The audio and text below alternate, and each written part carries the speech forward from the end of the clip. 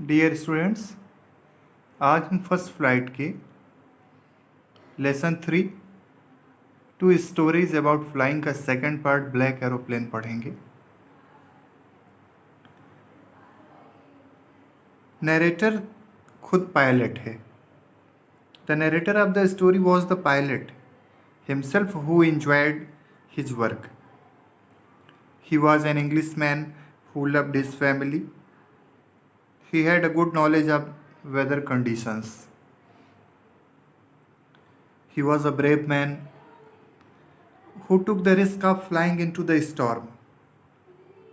When he realized that he made an error of judgment about taking the risk, he did not lose hope and courage.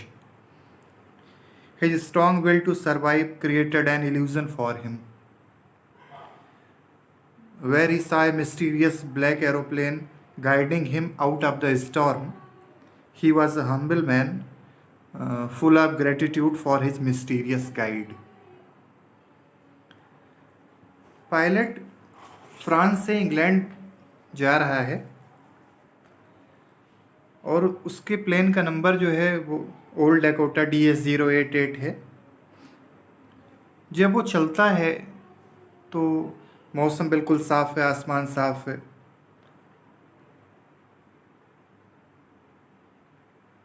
Christmas की holidays हुई हैं और वो चाहता है कि अपनी फैमिली के लोगों के साथ में वो हॉलीडेज़ सेलिब्रेट करे, स्पेंड करे।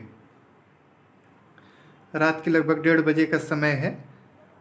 पायलट डिसाइड करता है कि पेरिस कंट्रोल रूम से एक बार वो कांटेक्ट कर ले कि उसे किस अपना लोकेशन उसको बता दे या कितने डिग्री पे उसको टर्न लेना है।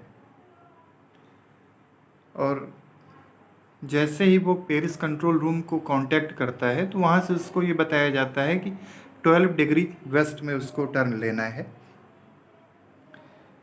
फ्रांस से पायलट लगभग 150 किलोमीटर दूर निकल चुका है। तभी उसको ओमिनस ब्लैक क्लाउड्स दिखाई पड़ते हैं आसमान में। और अभी तक उसको क्या दिख रहा था कि मौसम बिल्कुल साफ़ है, आसमान में चंद्रमा निकला हुआ है। और जैसे ही ओमिनस ब्लैक क्लाउड्स उसको दिखते हैं तो थोड़ा सा परेशान हो जाता है वो एक बार तो डिसीजन लेता है कि वापस पेरिस लौट जाए, लेकिन फिर से करेज गैदर अप करता है और कहता है कि नहीं नहीं, मुझे अपने फैमिली के बीच में होना है, हॉलीडेज़ मुझे एंजॉय करनी है, अपनी फैमिली के बीच में टाइम मुझे स्पेंड करना है। और फिर वो ब्लैक क्लाउड्स के बीच में अपने प्लेन को एंटर करा देता है। कहता है कि I will take the risk, मैं आज रिस्क लूँगा और देखूँगा कि क्या होता है। जैसे ही वो अपने प्लेन को एंटर कराता है तो कुछ भी उसको नहीं दिख रहा है। उसका प्लेन ऐसे लगता है जैसे व्हर्ल कर रहा है, ट्विस्ट कर रहा है हवा में। कंपास, रेडियो, जितने भी इंस्ट्रूमेंट्स, इक्विपमेंट्स उसके पास थे जो कंट्रोल रूम से कांटेक्ट करने के लिए या डायरेक्शन बताने के लिए, लोकेशन बताने के लिए, वो सब खराब हो चुके थे, काम करना बंद कर चुके थे।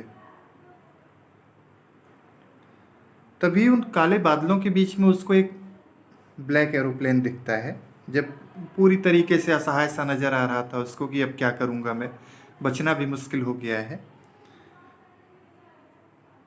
और उस ब्लैक एरोप्लेन को वो देखता है कि एक पायलट है उस पर, वो उसको सिग्नल दे रहा है, इशारे कर रहा है कि मेरे पीछे आओ, मुझे फॉलो करो। नरेटर बिना कुछ सोचे समझे ही उसको फॉलो करना शुरू कर देता है। अब वो देख रहा है कि फ्यूल भी उसके प्लेन में बहुत कम बचा है, ज़्यादा दूर नहीं जा सकता वो। 5 या 10 मिनट्स की दूरी ज़्यादा से ज़्यादा वो और कवर कर पाएगा। परेशान है, घबराया हुआ है वो। ही वॉज पेट्रीफाइड, वो कर ही क्या सकता था अब। और तभी उसको दिखता है कि 2 straight lines of light, it was the runway. परेशानियों के बीच में ही उसको रोशनी की किरण दिख जाती है। सामने उसको रनवे दिखता है। बहुत खुश हो गया वो कि उस स्टॉर्म में जो ऑमिनस क्लाउड्स, ब्लैक क्लाउड्स जिनको कहा गया, उनके बीच से किस तरीके से वो सेफ निकल के आ गया, बच के आ गया। वो जैसे ही रनवे पे प्लेन से उतरता है तो वो सीधा रिसेप्शन पे जाता है। काउंटर पे एक लेडी है, उससे पूछता है कि मैं उसको थैंक यू बोलना चाहता हूँ उस ब्लैक एरोप्लेन के पायलट को जिसने मुझे बचाया। ऐसे समय में जब कंपास, रेडियो सब ने काम करना बंद कर दिया था और मैं कंट्रोल रूम से कांटेक्ट भी नहीं कर पा रहा था, मेरे पास ज़्यादा फ्यूल भी नहीं बचा हुआ था, तो वो रिसेप्शन पे बैठी हुई लेडी बताती है कि मैंने राडार पे चेक किया था आज, और वहाँ पर कोई भी पायलट उस स्ट्रेंजर पायलट को थैंक यू बोलना चाहता था जिसने उसको उस मुश्किल वक्त में बचाने का काम किया था। ये कहानी हमको ये भी बताती है कि पायलट जब रियलाइज़ करता है कि उसने अपना जो जजमेंट लिया है वो गलत ले लिया है, उसने रिस्क ले लिया है, उसके बावजूद भी वो होपफुल रहता है। He didn't lose hope and courage. तो जब भी कभी हम मुसीबत में हों तो हमको परेशानियों से नहीं भागना है, हमको उसका डटकर सामना करना है, तभी हम कुछ अच्छा कर पाएंगे। Thank you.